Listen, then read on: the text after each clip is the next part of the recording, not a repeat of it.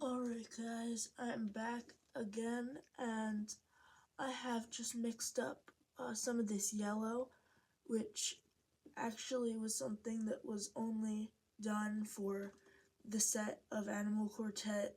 Well, at least I personally believe there are two sets currently as I film this.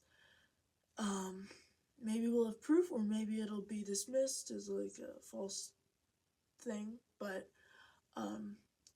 all the Animal Quartet bots at where I got him had yellow eyes, which is weird because the original, well, the ones at Well Drug didn't. So I want to make it closer to all the other ones at where I got it. So I'm going to be painting his eyes yellow.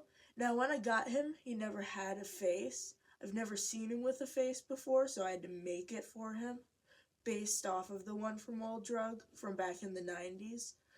So I had no other reference to go off of other than like the earliest was like 2004. But anyways, I'm gonna have to use my imagination here, but all the other ones there, all of the three other members had yellow eyes, so that's what I'm gonna